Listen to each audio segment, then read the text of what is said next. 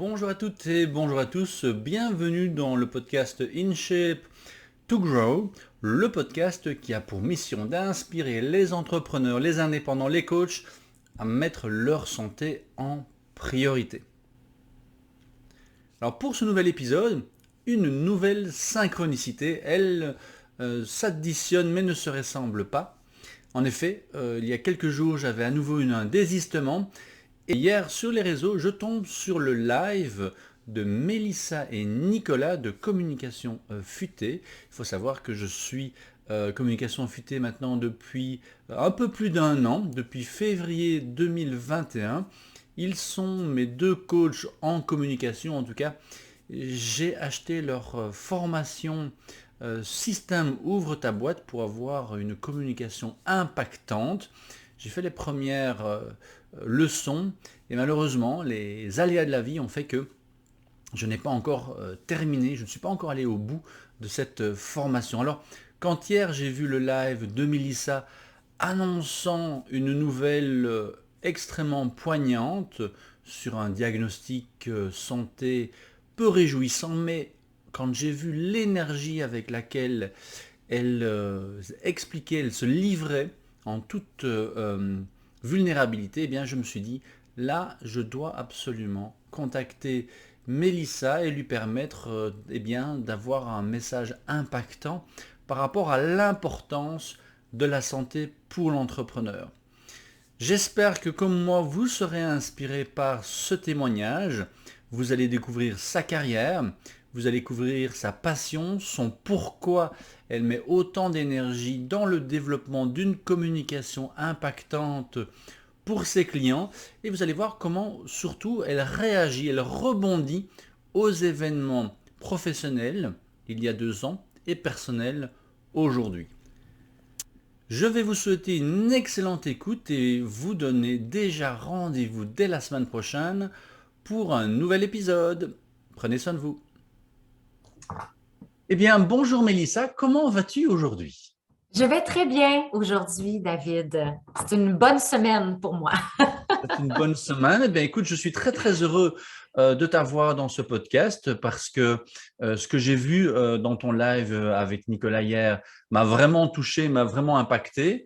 Vous êtes sur ma liste d'invités depuis le tout début de ce podcast. Et donc, je me dis là, il y a trop de synchronicité. Je vais demander à Mélissa si elle est d'accord pour pouvoir être interviewée. Tu m'as dit oui, donc on a organisé ça vraiment en moins de 24 heures. Un tout grand merci. In extremis, effectivement. Mais merci à toi. C'est une très belle invitation. Puis je suis vraiment contente de pouvoir parler du sujet de la santé de l'entrepreneur. Mon Dieu, c'est tellement d'à propos, je Oui. pense, dans nos vies d'entrepreneurs en général. Tu sais, je pense que c'est un discours qui est tellement important. J'adore d'ailleurs le sujet de ton podcast. Puis, ben, dans ma réalité actuellement aussi, je pense qu'il y a des choses intéressantes à partager. Exactement. Et avant de revenir justement sur quelques éléments clés de ta carrière, comme je fais à chaque fois pour présenter l'invité, je vais remettre un peu le contexte dans lequel je vous ai découvert parce que je me souviens, en février 2021, être tombé sur un webinaire de promotion. Je vous connaissais pas, j'avais jamais vu de vidéo, j'étais pas sur votre newsletter, rien du tout. Je vois le webinaire. Et je me dis, mais c'est génial. Et j'avais surtout accroché sur l'échelle de visibilité. Et là, je me dis, non, mais ça, c'est vraiment ce qu'il me faut parce que je suis un passionné. Ça fait 22 ans que je suis entraîneur, formateur. Et j'ai des clients par bouche à oreille, mais on ne peut pas être entrepreneur très longtemps par bouche à oreille. J'ai eu une entreprise, j'ai fait faillite. Je sais que j'ai des points faibles au niveau de ma communication. Et la vidéo, j'aime beaucoup. Je me dis, ça, il faut vraiment que je me lance. Alors, j'ai tout de suite commandé le bouquin et puis j'ai montré le webinaire, le replay à mon épouse. Et je lui dis, ça, il faut que tu regardes Mélissa et Nicolas, etc. Puis on regarde le webinaire une deuxième fois ensemble. Et je dis, allez, on va investir dans cette formation. Et puis donc, on achète la formation. Et puis, je fais les premières étapes. Et puis, bon, comme je le disais en début, hein, on est assez nouveau ici. On est des nouveaux arrivants, comme on dit au Canada. Il paraît on est considéré comme nouveaux arrivants pendant 3 ans. Donc, voilà, on est tous nouveaux arrivants. Il y a plein de choses et puis je commence à prendre du retard et puis je participe à quelques lives et puis au live je suis un peu décalé parce que j'avance pas dans mes vidéos. Et puis, quand je lance le podcast, je dis, ah, Nicolas et Mélissa, je vais les inviter, mais quand je serai prêt, Ah! quand j'aurai de belles vidéos qui seront, quand je serai un bon élève. Puis, évidemment, ça passe, ça passe, ça passe. Et c'est pour ça que hier, quand j'ai vu dans ton message, n'attendez pas que la vie vous torde un bras pour passer à l'action, je me suis dit, oui, c'est vrai que ça fait trop longtemps que vous êtes sur ma liste. Là, je passe le pas. Et c'est donc une première inspiration. Et j'espère que ceux qui nous écoutent, Mélissa, pourront être inspirés par ce que tu vas partager avec nous. Parce que je trouvais qu'effectivement, il y a plein de domaines sur lesquels on peut se freiner.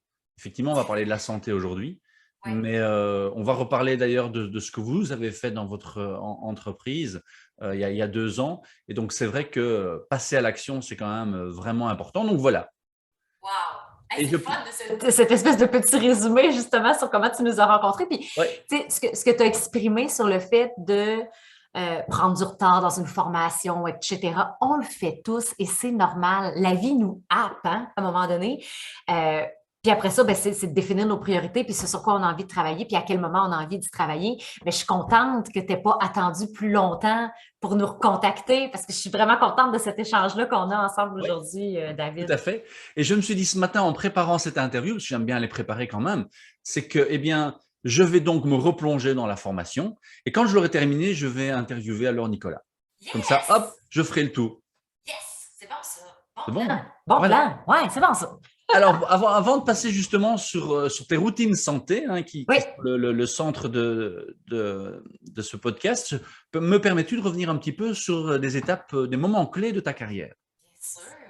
Je suis curieuse de voir qu'est-ce que tu vas ressortir. Oui, alors voilà, et heureusement, avec Internet, on peut retrouver des vieilles vidéos où je vois que tu marches la promenade des fantômes au Québec. Je ne savais pas que ça existait, donc j'espère pouvoir un jour la voir si elle existe toujours. Ça Donc, existe toujours. Oui. ah ben voilà, ben écoute, ça me donnera un moyen une excuse d'excursion de partir en Absolument. road trip jusqu'à Québec. Et donc, ce que j'ai appris, c'est que depuis toute petite, bon, premièrement, tu as commencé à parler très tôt, visiblement, et tu ne t'es jamais arrêté. Ceux qui ne te connaissent pas encore vont le découvrir aujourd'hui, hein. C'est vraiment quelque chose qui est à la base de ton ADN, si je peux m'exprimer.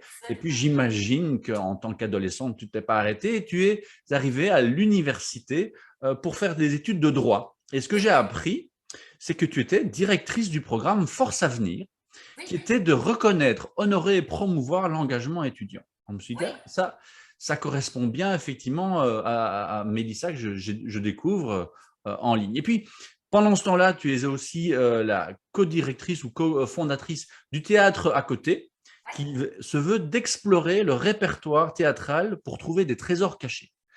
Alors, il me semble que c'est quelque chose qui est un point qui te correspond, la curiosité, comme ça, l'exploratrice. Et ma première question pour toi, Mélissa, aujourd'hui, c'est d'où vient cette curiosité de partir à la découverte? Parce que je me souviens dans le webinaire de promotion, vous parliez justement de votre attirance à toi, Nicolas, pour le voyage et que l'entreprise a été créée justement pour voyager aussi. Oui. Et donc, d'où vient cette fibre? Est-ce que, étant petite, c'est un livre, tu avais une héroïne, tu avais… où est-ce que c'est dans… Oui, c'est dur de répondre à cette question-là, mais je me souviens très, très jeune, il y avait, tu sais, je ne sais pas si tu connais ça, là, mais les livres du Reader's Digest. Oui. Oui, OK. Il y avait un gros livre chez mes parents, puis je pense que je l'ai ici en plus. Je regarde à côté de moi, je l'ai-tu encore ce livre-là? Oh mon Dieu, j'aimerais tellement pouvoir te le sortir si je l'ai. Je l'ai, OK? Je vais le chercher 2 secondes, je te le montre.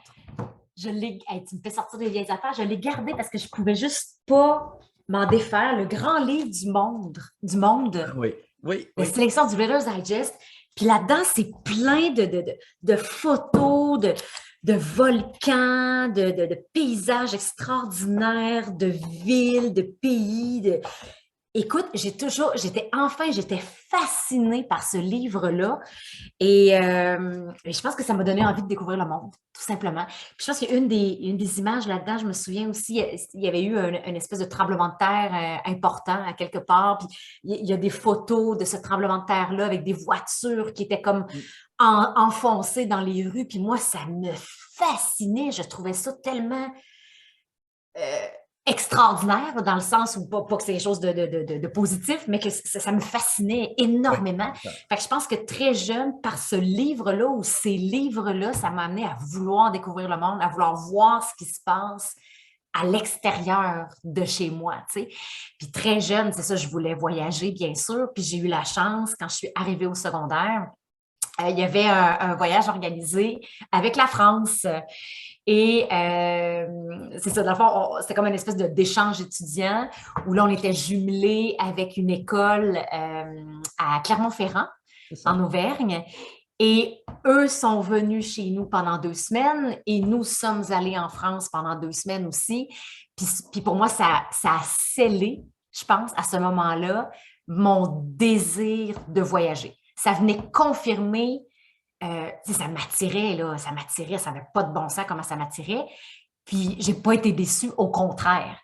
Donc, c'est venu sceller, je pense, ce désir de voyager, ce besoin de voyager. De voyager et de découverte, hein, parce que quand on Oui, voit la mission de votre troupe de théâtre, c'était effectivement oui, d'explorer aussi tout ce qui était un petit peu caché à gauche, à droite. Donc, c'est vraiment underground. Oui, voilà, tout à fait. le rôle d'exploratrice Oui, tout à fait. qui était en Parce, toi. oui, parce qu'avec la compagnie de théâtre, ça aurait été facile de choisir des textes connus Oui, et de les jouer, puis d'attirer un public qui connaît ces textes-là et qui a envie de voir ces pièces monter. Mais nous, non. C'est ce qu'on se disait, c'est non, il y a des trésors cachés dans l'univers théâtral, puis nous, c'est ça qu'on veut jouer, c'est ça qu'on ouais. veut mettre sur scène, c'est ça qu'on veut faire découvrir. Et ça nous a bien servi, honnêtement, parce que pendant 3 ans, on s'est inspiré de la littérature érotique. Donc, on est vraiment parti J'ai vu ça. de contes érotiques qu'on a adaptés pour le théâtre et on en a fait des soirées de contes érotiques. Et on avait des partenariats avec un sommelier, un chocolatier. Donc, il y avait des espèces de préliminaires Ouais, avant ouais, le ouais. spectacle, des musiciens avec nous. Écoute, pendant 3 ans, on a fait salle comble, supplémentaire. Ça a super bien fonctionné et c'est parti de notre désir justement d'aller trouver C'est ça. qu'est-ce qu'on peut faire différemment finalement au théâtre. C'est ça. Mm. Et donc ça, c'était une compagnie de 2007 à 2017. J'avais effectivement vu une vidéo où tu étais d'ailleurs une divorcée qui s'était remise en forme et qui voulait, voilà, c'était la troisième saison, je pense, que j'ai pu retrouver. Absolument, t'es bon. Wow! Ouais, C'était Couple ouvert à deux battants de Dario Fo et Frank Caram. Ça, c'était un texte de couple d'auteurs italiens. Et oui, oui. ben voilà. Ben écoute, C'était très drôle. voilà, c'était cette partie d'exploratrice que je voulais partager avec ceux qui nous écoutent. Et puis en 2009, ça c'est vraiment votre bébé à tous les deux, c'est la communication futée. Donc c'est permettre aux gens de prendre la parole en toute confiance et avec un message impactant. C'est de là qu'est sortie votre méthode, hein, le système Ouvre ta boîte, dont il y a un livre, il y a eu une conférence spectacle en 2007, un podcast aussi qui en est été tiré à un moment, et tu as même reçu en 2018 le prix de la femme d'affaires au Québec. Et tu as dit d'ailleurs durant cette remise de prix, ceux qui t'aiment, c'est pas ceux qui t'achètent. Effectivement, hein, on a ceux qui nous aiment et qui font partie de notre, je dirais, notre cercle très fermé. Et c'est pour ça que je m'étais tourné d'ailleurs vers le système Ouvre ta boîte, c'est parce que c'est vrai que de bouche à oreille, c'est bien, mais c'est jamais suffisant pour un entrepreneur. Il faut pouvoir être accompagné pour avoir cette communication impactante qui nous ressemble, hein, qui soit vibrante. Et entre-temps, vous avez aussi lancé une entreprise d'investissement immobilier où vous vouliez vraiment libérer les propriétaires du poids de leur propriété. Donc, il y a vraiment cet aspect entrepreneuriat qui est en toi. Et puis, en 2000, avant de parler de ce qui s'est passé en 2020, je voulais savoir, parce que on retrouve ça hein, dans ta passion, c'est la prise de parole impactante. Tu as fait le droit, tu as fait du théâtre. D'où vient cette passion pour donner le droit à la parole? Ouais, je ressens chez toi ce besoin de… Il faut s'exprimer, soit faire exprimer ses contes érotiques que tu as remis en théâtre, soit ben, le droit, j'imagine que c'est parce que tu avais envie d'avoir, avec ton ton étendard ou ton épée, te dire, allez, il faut donner le droit à la parole d'une personne de se défendre. Et ici, dans Communication futée, c'est vraiment une parole impactante. Tu fais des liens que je n'avais même pas encore fait moi-même. Mais oui, je pars du principe que chaque être humain a quelque chose d'important à partager par qui il est, par ses talents, par ses forces, par ses idées. Et j'ai vu trop souvent des gens se fermer la boîte, des gens être gênés, intimidés, bloqués dans leur expression.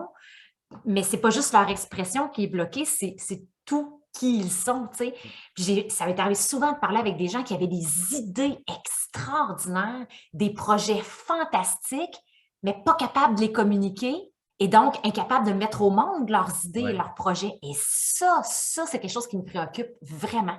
Fait que c'est beaucoup cette volonté finalement d'aider les gens à mettre au monde leurs projets, à se réaliser, à s'accomplir. Et pour moi, bien, ça passe par une prise de parole impactante, ça passe par le fait de partager ses idées. Et souvent, c'est là que ça bloque pour bien des gens. Et je ne parle pas juste de gens qui sont intimidés ou timides ou gênés, qui ont de la difficulté à s'exprimer, mais aussi des gens qui ont la parole facile, mais qui, malgré tout, n'arrivent pas à communiquer efficacement leurs idées et leurs projets. Tu sais, c'est vraiment dans un sens comme dans l'autre. Je pense que ça vient vraiment d'un constat que l'être humain, chaque être humain a quelque chose à amener au monde. Et pour moi, bien, ça passe par une prise de parole, ça passe par le fait de communiquer ce qu'on veut, ce qu'on souhaite, ce qu'on veut matérialiser pour mobiliser des gens autour de soi. Puis si on n'est pas en mesure de le faire, on se bloque nous-mêmes. Tu sais. C'est ça, moi, qui me touche profondément. Tout à fait, ça c'est ce que tu dis à plusieurs reprises, c'est ta passion, c'est ton why. Si on revient sur une des premières leçons justement du système Ouvre ta boîte, c'est de trouver ce pourquoi on a envie d'exprimer ou de partager une passion ou un produit ou un service. Mais toi, ça vient de ton enfance, ça vient de ton adolescence. C'est quelque chose que tu as depuis toujours, ou est-ce que c'est un événement comme ce livre au niveau de ta curiosité? Je pense que ça s'est développé. Ça s'est fait graduellement. En fait, ça vient quand... OK, mettons que je fais une espèce de petit résumé. Là. Moi, au primaire, j'ai subi de l'intimidation. Je n'étais pas la fille la plus populaire, vraiment pas. Puis j'ai trouvé ça très difficile, mon primaire. Sérieusement, ça a été vraiment tough. Puis quand je suis arrivée au secondaire, j'ai eu la chance d'arriver dans une école secondaire privée où là, je n'étais pas avec la même gang du primaire. Okay? La gang du primaire, ils s'en allaient à l'école publique, puis moi, j'avais la chance d'aller à l'école privée et donc, en guillemets, de me refaire une vie. Okay? En tout cas, moi, c'est comme ça que je l'ai vécu et ressenti quand je suis arrivée au secondaire. Puis quand je suis arrivée au secondaire, je me suis dit, moi, là, je vais être tellement smart que tout le monde va m'aimer. Il n'était pas question que je revive ce que j'avais vécu au primaire. Puis je suis vraiment partie avec cette intention-là et donc, je me suis hyper intéressée aux gens. Quand je suis arrivée en secondaire 1, là, je saluais tout le monde, je posais des questions à tout le monde. « Hey, t'es qui toi? Tu viens d'où? Tu fais quoi? Qu'est-ce que t'aimes? » Tu sais, je me suis rapidement, c'est comme ça, moi, que j'ai développé finalement ma capacité à entrer en relation, c'est de m'hyper intéresser aux autres. Puis j'ai fait ça naturellement dès mon secondaire 1. Oui, c'est ça. Puis ça a marché. Ça a marché. C'est à 12 ans, ça. C'est 12 ans, oui. 12 ans. Il faut avoir beaucoup d'intelligence intérieure pour pouvoir te dire, OK, j'ai eu difficile en primaire, ça ne va plus se repasser une deuxième fois. Et je vais avoir tel comportement pour pouvoir changer ça. C'est génial. Totalement. Oui, c'est vrai quand on regarde ça après coup. Puis, ça fait juste quelques années que j'ai réalisé ça. C'est en lisant le livre « Comment se faire des amis » de Dale Carnegie. Il y a 6-7 ans. Magnifique livre. C'est en lisant ce livre-là que j'ai réalisé, que j'ai pris conscience de ce que j'avais fait à l'époque quand je suis arrivée au secondaire. Puis finalement, j'ai appliqué les conseils de comment se faire des amis de Dale Carnegie sans le savoir, tu sais. Mais c'est là que j'ai commencé à m'intéresser vraiment aux gens. Puis au début, je le faisais parce que je voulais être aimée, mais rapidement, j'ai constaté à quel point c'était intéressant, puis à Ouais, quel point les gens étaient extraordinaires. Je me suis fait des amis, puis mes amis du secondaire, c'est encore mes amis aujourd'hui, là. ouais, Puis ouais. ça m'a suivi toute ma vie. Mais ça m'a amené à, c'est ça, à comprendre l'humain, à m'intéresser à l'humain, à détecter rapidement chez quelqu'un la beauté Mhm. intérieure, extérieure, Ouais. puis de comprendre rapidement la personne, c'est quoi son potentiel, qu'est-ce qu'elle peut faire, qu'est-ce qui l'anime. Puis ça me passionne. Ça me Oui, passionne. parce que l'envie de partager cette voix, tu aurais pu le faire, bah oui, du théâtre, De plein de façons, oui. ça peut être très égocentrique, parler, chanter, ça peut être très vers soi, mais toi, c'était vraiment pour utiliser cette voix et aider les autres à Oui, exprimer ce message impactant. Donc, carrément. c'est effectivement ce que j'avais ressenti dès votre premier webinaire de promotion, hein. Je ne vous connaissais pas du tout. Et donc, c'est ce qui m'a vraiment interpellé. Et j'ai continué d'ailleurs à suivre depuis 1 an et demi ce que vous faisiez. Mais comme je le disais, voilà, comme tu disais, on est happé par plein de choses. Et puis, en tant que nouvel arrivant, ben voilà. Et ce qui m'amène justement à parler d'un troisième élément qui m'a surpris, surtout hier dans ton live, ou avant-hier, puisque cette interview sera diffusée jeudi, et donc là on est mercredi, et donc on s'est échangé mardi. Euh, c'est qu'en 2020, vous aviez la progression du système Ouvre ta boîte de communication futée qui montait bien. Et puis, il y a eu le premier lockdown, hein. Moi, je m'en souviens comme si c'était hier. J'étais dans ma voiture, j'allais chez un client et j'entends que la Chine ferme une ville entière. Je me dis oui, ça ne peut arriver qu'en Asie. Et puis, j'entends l'Italie et j'envoie des messages vocaux à des amis italiens. Je dis, oh, on est de tout cœur avec vous, je ne sais pas ce qui se passe. Et puis, hop, la Belgique. Puis, j'imagine que le Québec et le Canada, c'est à peu près au même moment. Et là, vous passez effectivement dans 1 ou 2 semaines de grand stress par rapport à tout ce qui était présentiel et à votre business plan pour communication futée. Et vous arrivez à rebondir avec différents projets en ligne qui se sont construits.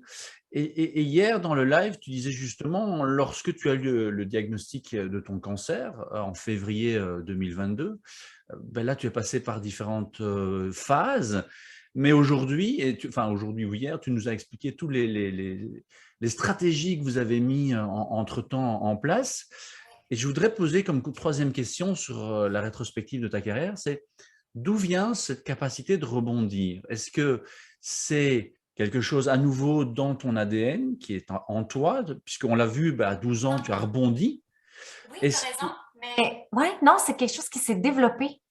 Parce que il y a plusieurs éléments qui t'entourent, qui pourraient, mais tu vas me préciser un petit peu ce qui se passe pour toi. Est-ce que c'est donc cette ADN, cette force intérieure? Est-ce que c'est effectivement le duo, le couple que vous formez avec Nicolas qui permet effectivement, moi avec mon épouse, j'ai aussi un couple très fort par rapport aux événements et aux obstacles qu'on a eus. Et c'est vrai qu'avoir pas un double, mais quelqu'un chez qui on peut aller chercher un réconfort, un avis, c'est vraiment important? Ou est-ce que c'est effectivement la communauté que vous avez construit ces dernières années avec Communication Futée ou avec les amis dont tu parles, hein, parce que dans le live, tu parlais justement de tous les amis qui t'entourent. Ou est-ce que c'est un mentor? Qu'est-ce qui fait que à 12 ans, tu as pu rebondir? En 2020, avec le lockdown, vous avez rebondi sur des programmes en ligne qui fonctionnent très bien. Oui. Et aujourd'hui, tu arrives à rebondir et Communication Futée avec Nicolas arrive à rebondir, malgré effectivement cette période où tu vas devoir prendre vraiment soin de toi, plus que soin de la communauté ou de l'entreprise. Ouais, c'est tellement une bonne question, mais non, je te dirais que c'est vraiment quelque chose qui s'est développé parce que je me revois, là, tu sais, secondaire, cégep, université. J'avais pas le même positivisme que j'ai aujourd'hui. J'étais plus facilement déstabilisée. J'étais plus facilement frustrée par les situations. Puis dès que je vivais quelque chose de contrariant, je restais plus fâchée longtemps. J'étais Mhm. moins, plus jeune, j'étais pas résiliente C'est et ça. battante comme je le suis aujourd'hui. Je pense que c'est l'entrepreneuriat qui m'a formée à cette résilience-là, cette capacité de rebondir. C'est drôle parce que quand j'ai commencé en entrepreneuriat, début vingtaine, on faisait des formations, justement, Nicolas et moi, puis des formations en entrepreneuriat, entre autres, c'est ça, en business, beaucoup des formations aux États-Unis, tu sais, puis on nous parlait beaucoup de l'importance du mindset. On nous disait beaucoup, la réussite en affaires, c'est 80% de mindset et 20% de stratégie. Puis je me rappelle qu'à l'époque, ça me faisait chier de me faire dire ça parce que j'étais comme, non, moi, c'est de la stratégie que je veux, là. Le mindset, ça va, là. Parlez-moi pas de ça, c'est pas ça qui m'intéresse, je veux des stratégies. Puis là, avance un peu dans le processus, puis finalement, réalise que c'est pas si facile d'être en affaires, que finalement, oh, boy, il y a pas mal plus d'obstacles que je pensais. Oh là là, OK, là, c'est pas facile. C'est pas facile, puis il faut que je tienne le coup. Puis, je veux tenir le coup parce que c'est tellement important pour moi. Tu sais, c'est lié avec mon why. Là. Fait que c'est comme tellement important que je dois trouver les moyens pour que ça fonctionne. C'est la première fois de ma vie où j'ai vraiment à faire preuve de persévérance, c'est dans mes premières expériences en affaires. Tu sais. Puis moi, dans ma tête, je n'étais pas persévérante. Mais là, j'apprends à le devenir. J'ai appris finalement à le devenir. Et ça a pris 2-3 ans de, je dirais en guillemets, non-succès pour réaliser que, ben, il y avait raison. C'est 80% de mindset et 20% de stratégie. Fait que ça a pris 2-3 ans de faire mes expériences pour finalement me rendre compte que oui, le mindset, c'est important. Et là, d'entreprendre finalement un chemin où les formations que je suis allée chercher étaient beaucoup plus axées sur le mindset. Comment est-ce que je peux être plus résiliente? Qu'est-ce que je peux développer comme outil pour être plus solide, pour avoir une meilleure discipline, pour avoir une meilleure hygiène de vie, pour avoir une meilleure, être constamment dans les bonnes conditions, physiquement, mentalement, psychologiquement, émotionnellement, pour affronter finalement le quotidien de l'entrepreneuriat. Je dirais que dans les 15 dernières années, on a travaillé beaucoup là-dessus. Et nos expériences d'affaires nous ont amenés à travailler là-dessus aussi. Puis, sérieusement, je sais pertinemment que si mon diagnostic de cancer était arrivé il y a 15 ans, c'est clair que je ne serais pas dans la même situation que la situation dans laquelle je suis actuellement. C'est clair. C'est clair. Je ne serais pas du tout dans le même état d'esprit, ce serait complètement différent. Fait que je remercie la vie de l'avoir amené à ce moment-là. Tant qu'à être obligée de l'avoir, j'aimerais aussi bien l'avoir là maintenant parce que je suis prête psychologiquement et aussi dans ma vie à affronter finalement cette épreuve-là. Mais ça s'est vraiment développé. Ça s'est vraiment développé. La résilience, la capacité à rebondir, selon moi. La résilience est vraiment un sujet qui est extraordinaire au niveau de ce que l'être humain peut faire. C'est fou. Et on a envie d'éviter effectivement de devoir passer par trop d'événements trop intenses. Mais en même temps, voilà, c'est ce qui nous permet de grandir. On sait que s'il n'y a pas d'obstacle, il n'y a rien qui va nous stimuler. Bon, maintenant, il y a obstacle et obstacle. Hein.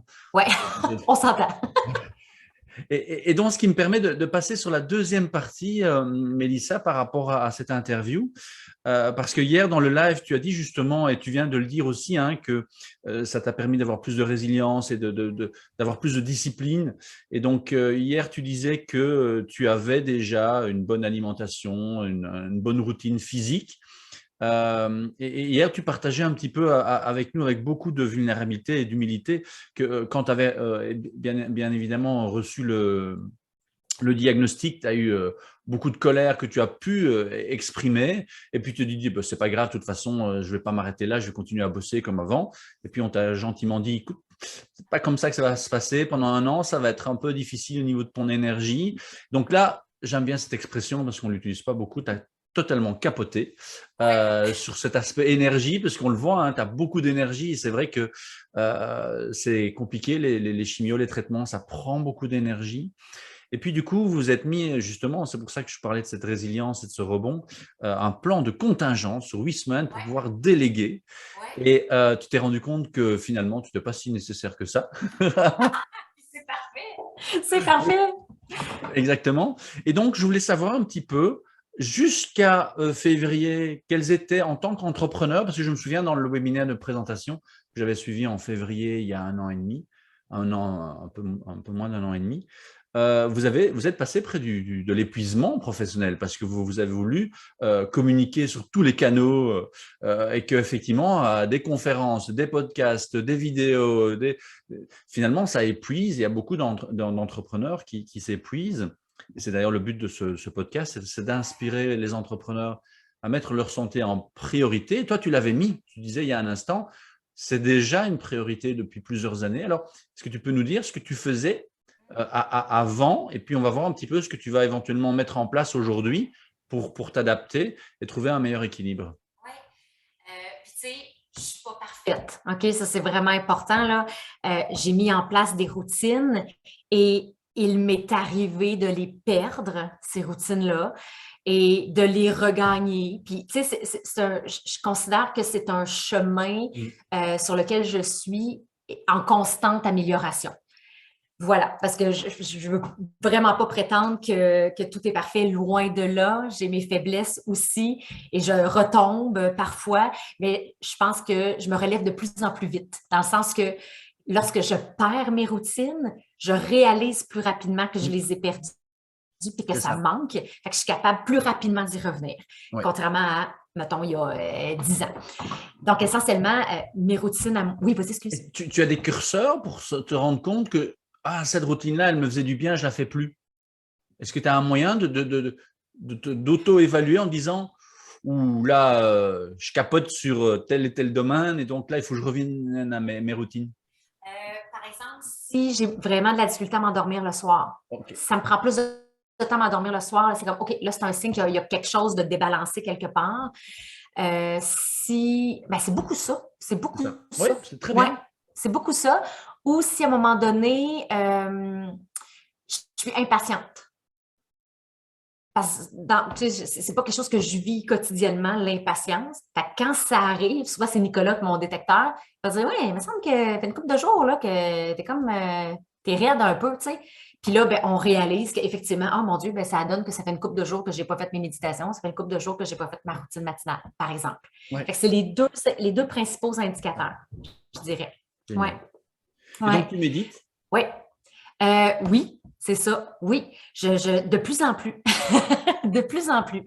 Puis, ce que je fais, c'est 2 moments où, pour moi, c'est plus facile de le faire dans ma routine matinale. Je ne sais pas si tu as lu probablement The Miracle Morning de Hal Elrod. Oui. Bon.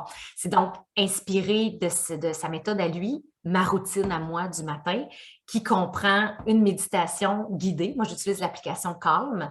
Ce que j'aime avec cette application-là, c'est que tu as une nouvelle méditation à chaque jour qui s'appelle le Daily Calm, qui dure 8 à 12 minutes.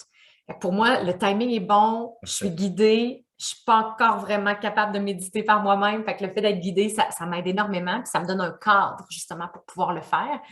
Fait que je commence avec cette méditation-là quand je me lève.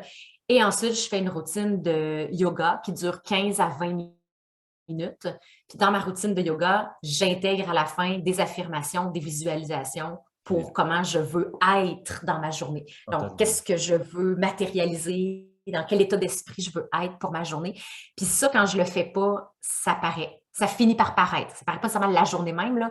Mais quand je fais pas mes affirmations, visualisations de comment je veux être dans ma journée, après quelques jours, je vais le ressentir. Genre, OK, tu sais, ma journée n'a comme pas super bien été. Après ça, je regarde, ben, ça fait une couple de jours que je ne fais pas mes affirmations. Fait qu'en gros, tu sais, ça prend comme 40-45 minutes. Ma routine matinale est faite et ça, vraiment, vraiment, c'est super, super, super précieux. Là, je t'avouerai que dans le contexte actuel des traitements, c'est plus difficile pour moi de faire cette routine-là. Fait que j'essaie plutôt de saupoudrer des moments dans ma journée où là, je vais aller plus me reposer, je vais aller lire, par exemple, je lis plus ces temps-ci, je vais aller juste m'étendre, puis je vais me laisser guider par une méditation, puis si je m'endors dessus, c'est pas grave, tu sais. Là, je suis plus dans ce rythme-là actuellement, mais dans un état de santé normal, ma routine matinale, je l'apprécie vraiment beaucoup. Puis la méditation, des fois, le soir aussi, pour m'endormir. Parce que moi, naturellement, j'ai un tempérament assez énergique et stressé. Mais non. On peut le dire. Mais donc, une méditation le soir pour m'endormir, ça m'aide beaucoup. Donc, ça participe à mon équilibre. Puis dans l'alimentation aussi, ben là, on peut, je ne sais pas si tu veux que j'entre là-dedans, mais je peux, un petit peu aussi, quelques brides de ce que finalement tu as trouvé comme équilibre, hein, parce qu'en tant que nutritionniste, Je suis vraiment dans l'optique d'adapter un rééquilibrage alimentaire qui est adapté à la personne. Il n'y a pas de régime bien précis, mais voilà, ce qui m'intéresse, c'est de voir un petit peu à travers les interviews que je fais. Certains entrepreneurs ont vraiment mis l'alimentation au centre de leurs préoccupations, mais c'est souvent, voilà, par essai, par erreur, par choix, et je pense que c'est l'équilibre de tout ce que l'on peut faire dans ces stratégies qui est important, parce qu'effectivement, si on doit méditer tous les jours, faire du sport tous les jours, faire son marché tous les jours, le potager tous les jours, il y a un moment où l'entrepreneur, il n'a plus le temps. C'est ça, exactement. Mais moi, tu vois, au niveau de l'alimentation, ça aussi, c'est une amélioration continue. Et ça fait des années que je me soucie de mon alimentation, que je veux bien manger sans virer sur le top. Tu sais, je vais au restaurant, il m'arrive de commander. Tu sais, pour moi, ça fait partie de mon équilibre. Je suis pas de régime particulier. J'ai jamais voulu le faire. Mais ma préoccupation, c'est de manger sainement. Puis ce que je fais depuis un certain temps, et ça venait d'un docteur, Rangan Chatterjee. Je ne sais pas si tu connais. C'est un docteur anglais qui ramène justement à sa plus simple expression les principes de santé, comme le sommeil, entre autres, la méditation, la détente et l'alimentation. Puis l'alimentation, ben, c'est de manger des fruits et des légumes, essentiellement, tu sais, de revenir à une alimentation naturelle. Puis il parle des couleurs, tu sais, les fameuses couleurs des aliments, les phytonutriments, qui a 6 grandes couleurs. Le rouge, l'orange, le blanc, le brun qui vont ensemble, le bleu-noir qui vont ensemble.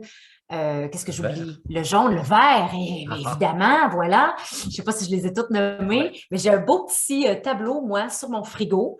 Et mon objectif, c'est de manger de chaque couleur à chaque jour.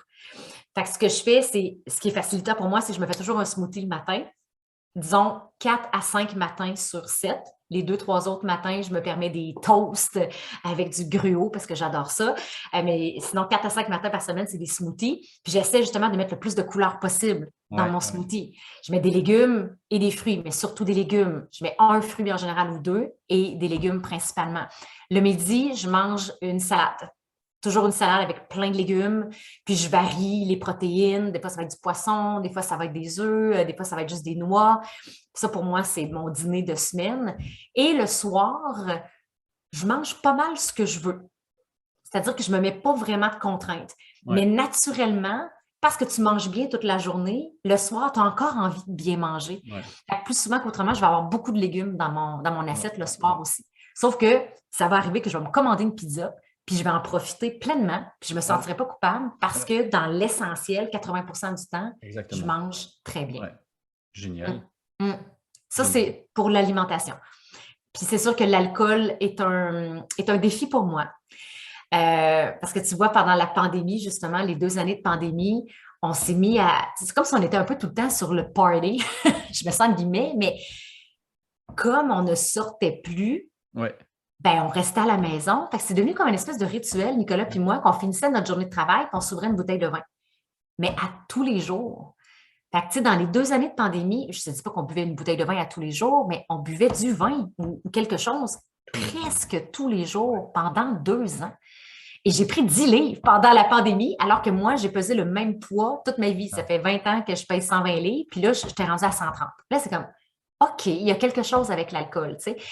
Fait que tu vois, en décembre dernier, avec le début de l'année 2022, là, on s'est dit, non, là, on va changer ça. C'est comme une mauvaise habitude. Fait qu'on s'est dit, on arrête l'alcool la semaine, puis si on veut boire, on boira la fin de semaine.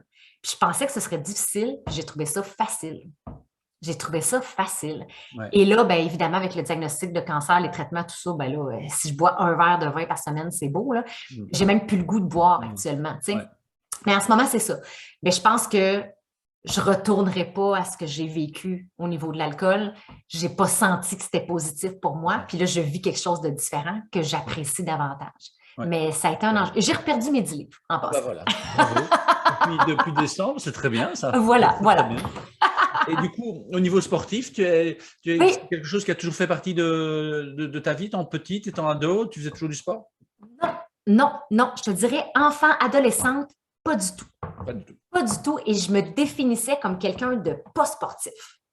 jusqu'à temps que je réalise qu'il y a des activités que j'aimais, Ouais. mais que j'avais juste pas eu l'occasion de découvrir au primaire ou au secondaire. C'est plus à l'université, la randonnée, par exemple. Ouais. La randonnée pédestre, randonnée en montagne, c'est quelque chose, C'est je génial. pense que c'est mon activité préférée. Vraiment, j'adore ça. J'ai découvert ça comme un peu sur le tard. Puis le kayak, c'est quelque chose que je fais beaucoup aussi. Évidemment, c'est des activités d'été. Alors, mon défi, on C'est vit vrai au qu'au Québec. Québec, l'été est long, hein? Ouais, mais on voudrait qu'il soit plus long, hein? Mais bref, là, il y avait comme un enjeu l'hiver de réussir à maintenir de l'activité physique. Fait que je te dirais que pendant des années, j'étais très, très, très active l'été, super en forme, puis l'hiver, ça retombait. Il y avait de la marche, mais sans plus. Fait que dans les 2 dernières années, j'étais vraiment dans un objectif de, OK, comment est-ce que je peux amener plus d'activité physique pendant la saison où pour moi, c'est plus difficile? Puis mes routines matinales avec le yoga, ça a aidé beaucoup. Parce que déjà, d'intégrer ça, c'est pas juste du yoga pour m'étirer, c'est aussi du yoga pour maintenir des postures puis aller Oui, bien chercher sûr. plus de tonus musculaire. On a fait de la course pendant quelques années, Nicolas et moi. Je me suis blessée malheureusement. Donc là, ça, c'est plus quelque chose qui est vraiment possible. Alors, ce que j'ai commencé, et c'est récent, parce que toutes les fois où j'ai essayé de m'entraîner, ça n'a pas tenu. Fait que j'essayais quelques semaines, super motivée, puis ça ne tenait pas. Puis là, à un moment donné, c'est comme, bon, ça ne tient pas. Qu'est-ce que je dois changer dans ma manière de faire les choses pour que ça marche, puis que je sois capable de le tenir sur le long terme? Puis moi, ben, ça passe par être accompagné par un entraîneur. Ouais. Alors, en janvier, j'ai engagé un entraîneur privé qui m'entraîne sur Zoom. Et d'ailleurs, c'est drôle parce qu'à 13 heures tantôt, je vais être avec lui, justement, 2 fois par semaine. Donc, 2 fois par semaine, c'est des entraînements de 30 minutes. Puis là, j'ai un engagement Ouais. avec quelqu'un, je ne peux pas me défaire. Là. Et donc, ça, c'est depuis janvier. On est en juin maintenant et je n'ai pas lâché. C'est la Wow. première fois que je maintiens aussi longtemps de l'entraînement. Puis j'ai vu des différences rapidement dans mon énergie, dans mon tonus musculaire, dans ma fierté aussi Oui, oui, oui. d'être active. Oui, tout à Et fait. vraiment, c'est quelque chose que j'apprécie beaucoup. On est fait pour bouger, hein. C'est parce que c'est vrai que Ouais, depuis plusieurs générations maintenant, on est plutôt axé sur des jobs sédentaires, mais le corps humain et la relation entre le focus, entre la créativité et cette énergie physique, elle est essentielle. Moi, c'est ce que j'essaye d'amener au maximum chez mes clients, hein, ou de mes coachés, c'est de vraiment sentir que cette énergie physique, elle permet d'avancer. C'est vraiment initiateur de mouvement, c'est vraiment ce que j'aime définir dans ce que je fais. C'est de se mettre en mouvement physiquement et ça va permettre aux émotions, au mental et à tout le reste de se mettre en mouvement. ah, tu as tellement raison. Je suis vraiment d'accord avec ce que tu dis. Et donc là, tu nous montres à nouveau que c'est ton mindset qui a fait la différence parce que tu aurais pu dire finalement, c'est pas fait pour moi le sport. Totalement. Totalement. Et là, ça fait Puis, 6 mois que tu montres le contraire. ah oui, exact. Oui, j'aime ça ce que tu dis. Puis, en même temps, c'est le mindset qui m'a amené aussi à trouver la solution. Oui, Parce que par moi-même, j'y arrivais pas. ouais, Mais je voulais y arriver, tu sais. Fait qu'est-ce que ça prend? Fait que, tu sais, je me serais pas posé cette question. Ben, je me l'étais pas posée d'ailleurs il y a 5 ans, cette question-là. Qu'est-ce que ça prend pour que je le fasse puis que je le ouais, maintienne, tu sais? ouais, Alors là, maintenant, j'étais capable de me poser cette question-là puis de trouver la solution puis de prendre l'engagement nécessaire pour que ça se fasse puis que ça se concrétise. ouais. Puis c'est pas toujours facile. Vraiment pas. Il y a plein de fois que ça me tente pas, là. Tu sais, je dirais même une fois sur deux, ça me tente pas. Mais parce que j'ai un rendez-vous, c'est comme j'ai pas le choix, je le fais. Puis au Ouais. final, je suis tellement contente. Tu sais, au Oui, final, j'ai du plaisir dans la séance. Puis après, je me sens fière. Puis ça, c'est précieux. Ce tout à fait. sentiment d'accomplissement, d'avoir fait quelque chose que ça ne tentait pas, mais que tu le sais que c'est bon pour Mm, toi. Moi, je me nourris beaucoup de cette fierté-là, de cet mm, accomplissement-là. C'est quelque chose que je partage beaucoup à mes clients, d'ailleurs. mm. Quand les choses sont difficiles, puis qu'on les fait malgré tout, ce sentiment d'accomplissement nous permet d'accomplir encore plus par Encore la plus. suite. Ouais. Ça nous nourrit pour garder le cap puis être encore meilleur par la suite. Ça fait partie, je pense, des conditions gagnantes pour continuer d'avancer. Continuer d'avancer et travailler cette résilience, de pouvoir justement, aujourd'hui, avec le diagnostic et surtout, le diagnostic, c'était une chose, mais surtout le traitement, avoir déjà ces bonnes habitudes, avoir ce mindset, avoir cette force de caractère. Et du coup, aujourd'hui, quel est ton mindset, Mélissa? Qu'est-ce que tu as dit plus de sieste, plus de temps pour toi? Ouais. Puis je trouve pas ça facile. Tu sais, dans ma personnalité très yang, là, je trouve pas ça facile de me posée à ce point, Ouais. mais j'apprends et j'apprivoise. En ce moment, j'ai des traitements de chimiothérapie une semaine sur deux. Et donc, la semaine de traitement, c'est une semaine où, de toute façon, je n'ai pas le choix. Mm. Je ne peux rien faire d'autre. Donc, je le prends. Mm. Je me l'autorise, je ne me sens pas coupable et j'apprends à l'apprécier. Donc, effectivement, je me lève je me laisse dormir. C'est ce que les médecins m'ont dit, si tu as besoin de dormir, tu dors. Fait que Mm. je dors énormément. Mon corps en a besoin, semble-t-il. Je le prends. Même des siestes l'après-midi. Des fois, je vais me recoucher l'après-midi, je vais dormir 2, 3 heures. Puis ça n'affectera même pas mon sommeil le soir d'après. J'ai vraiment besoin de dormir dans la semaine de traitement. Puis je ne peux pas rien faire. J'ai le cerveau en giblotte. J'ai le cœur sur la flotte. Tu sais, c'est pas un moment pour prendre des Non. décisions puis faire grand-chose. Puis c'est correct. Je l'accueille, je le vis. Donc, je fais des postures de yoga très douces, je respire plus, vraiment, et je lis. Puis ça me fait vraiment du bien. Puis après ça, dans la semaine hors traitement, c'est sûr que là, je retrouve une bonne énergie. C'est la raison pour laquelle on se voit aujourd'hui. Je suis dans une bonne énergie. Ouais. Évidemment, pas mon énergie optimale. Je dois faire attention, je dois Ouais. jauger ce que je fais dans chaque journée, mais quand même, j'ai une bien meilleure énergie. Et là, c'est sûr que je reprends un peu certaines activités. Tu sais, je rencontre des gens, je réfléchis à des projets, je dépose des idées sur papier. Et là, mon défi à moi, c'est comment je dirais ça? De contenir un peu cette énergie-là, parce que ce serait facile de m'emballer Mm-hmm. puis de reprendre finalement le même rythme. Mais je sais que je ne peux pas reprendre le même rythme parce que je vais avoir un autre traitement la semaine Ben, c'est prochaine. ça, tu ne peux pas t'épuiser pour… Non, Donc, tu peux t'exprimer puisque tu as une semaine où tu vas te reposer et après, tu aurais tendance à justement vouloir repartir sur oui, une énergie de feu. Mais le tout, c'est que si tu arrives trop fatigué la semaine d'après, ben, ça doit être encore plus compliqué. c'est ça, Mm. exactement. Fait que je suis dans cet apprentissage-là, puis je suis accompagnée pour ça, sérieusement, à modifier le rythme, à me laisser plus de temps, à planifier moins de choses dans mes journées, à à me permettre d'écouter un peu plus aussi ce qui se passe en dedans. Parce que naturellement, je pourrais avoir tendance à, même si je me sens fatiguée, à poursuivre pareil. En fait, c'est ce que je faisais auparavant. Mm. Mais là, je ne peux pas faire ça. Mm. Donc, j'apprends à mieux écouter. Justement, s'il y a une fatigue, OK, bon, mais je pensais faire ça aujourd'hui, mais gars, je ne le ferai pas. Puis je vais plutôt aller lire à la place. Fait que ça, c'est ce que je suis en train d'apprivoiser. C'est de la découverte. La découverte. Et qu'est-ce que tu pourrais alors justement, pour clôturer cette interview et te permettre d'aller à ton cours à l'heure, qu'est-ce que tu pourrais conseiller aux entrepreneurs qui, depuis 2 ans, effectivement, sont dans une situation peut-être beaucoup plus anxiogène avec ce qui s'est passé, puis la situation aujourd'hui n'est quand même pas un peu comme certains voudraient retrouver le monde d'avant, mais on n'y est pas vraiment. Donc, qu'est-ce que tu pourrais recommander aux entrepreneurs? Moi, il y a une chose qu'une cliente m'a dite à un moment donné qui m'a tellement marquée et qui m'a convaincue de prendre soin de moi plus, plus, plus. Elle m'a dit, tu sais, que tu sois en forme ou malade, il va falloir que tu payes, il va falloir que tu investisses du temps et de l'argent pour prendre soin de toi à un moment ou à un autre. Et là, je m'explique, tu es aussi bien, pendant que tu es en forme, d'investir du temps et de l'argent pour rester en forme, parce que de toute façon, si tu ne le fais pas, tu vas devoir l'investir ce temps-là et cet argent-là parce que tu vas être malade. Et tu vas devoir l'investir à te soigner, ce qui est pas mal moins positif que de l'investir à prendre soin de toi. Et moi, ça, je trouve ça tellement puissant. C'est vrai. On doit l'investir, le temps, l'énergie, l'argent pour prendre soin de soi à un moment ou à un autre, de toute façon.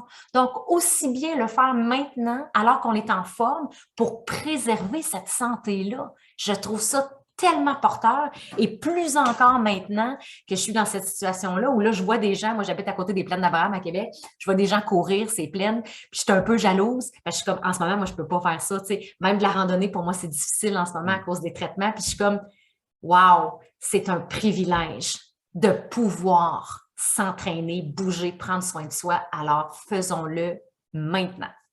Tout à fait. Et on ne sait pas ce que l'avenir peut réserver. Mais tu l'as Non. dit, si tu avais eu le diagnostic il y a 15 ans, tu n'aurais pas été avec cette assurance et cette vitalité parce que tu n'avais pas encore cette casquette de sportive que tu as depuis 6 mois, ces adaptations au niveau alimentaire. Donc, c'est beaucoup plus facile de créer cette discipline et cette résilience quand ça va que Bien quand sûr. effectivement on a et l'impact émotionnel, mental et l'impact physique, parce qu'effectivement, le traitement est intense. Donc, il faut pouvoir avoir ses ressources. Totalement, totalement. Et je suis contente d'en être là. Ouais. Et ça me motive encore plus pour la suite. Je sais qu'après, je vais me remettre en forme et probablement que je vais être encore plus en forme que je l'étais avant le diagnostic. J'en suis convaincue. Ça ne peut pas être autrement. Et donc, ton conseil, ce serait vraiment de ne pas attendre. C'est Ouais, ce que tu as dit dans l'email que tu nous as envoyé dans la ouais, newsletter ou dans le post, c'est n'attendez pas que la vie vous torde un bras ouais. pour démarrer. Et démarrer quoi? N'importe quel projet, mais en priorité, la santé. Oui, absolument, absolument. Parce que sans la santé, on ne peut pas faire grand-chose. On peut aller Il n'y a nulle pas part. grand projet qu'on peut réaliser. Non, Et c'est ça, exact. Tout à clairement. fait. Oui. Puis de se rappeler ça, qu'on va devoir l'investir de toute façon à un moment ou à un autre. Ce temps, Mm. cet argent, cette énergie pour prendre soin de soi. Aussi bien le faire quand on est en forme, pour préserver la forme. Voilà, exactement. Mm. Tout grand merci, Mélissa, Ah, pour merci à avoir pris toi. ce temps-là pour nous, pour la communauté. Pour pouvoir te suivre, eh bien, je vais évidemment mettre tous les contacts de Communication Futée en descriptif de cette vidéo, avec le site, avec la page Facebook et bien évidemment la chaîne YouTube, pour avoir tous les conseils qui sont déjà très, très nombreux pour pouvoir eh bien, avoir une communication impactante. Et merci en tout cas, Mélissa. Bon cours. Oui, merci. Mais merci pour l'invitation et merci pour tes questions extrêmement pertinentes, intéressantes. J'ai trouvé très agréable de parler de ce sujet-là avec toi. C'est pas quelque chose dont je parle vraiment dans la vie de tous les jours et je trouve ça très riche, l'échange qu'on a eu, David. Merci beaucoup. Effectivement, avec grand plaisir. C'est vraiment très riche et je vais rebondir sur ce que tu disais tout à l'heure. Moi, personnellement, je suis quelqu'un de plutôt introverti, alors que mon épouse l'est beaucoup plus extraverti. Mais depuis que j'ai lancé ce podcast, rentrer en contact avec des gens que je connais ou je connais un peu moins, des entrepreneurs de tout horizon, c'est extrêmement enrichissant et même ceux que je connais m'inspirent avec un peu plus avec le détail qu'ils partagent. Et donc, effectivement, ces relations humaines sont vraiment importantes et ça me permet, un peu comme toi, de donner la voix d'entrepreneurs sur un domaine qui est extrêmement important pour nous tous. Tellement, vraiment. Puis c'est vraiment important ton sujet, là. J'adore. Et moi, je ne connaissais pas ton podcast avant que tu m'y invites, mais crois-moi que je vais le suivre. J'ai très, Ouais. très hâte de découvrir les autres épisodes. Ah ben, génial. Un tout grand merci. Je vais te laisser aller à ton cours de sport. Je voudrais pas que tu sois en retard, surtout avec ma casquette d'entraîneur également. Et donc, à très bientôt, Mélissa. Et puis, ce podcast, s'il vous a plu, n'hésitez pas à mettre vos commentaires, à poser des questions directement, à vous inscrire évidemment à la newsletter de Communication Futée, la page Facebook et la chaîne YouTube. À très bientôt. Salut à tous.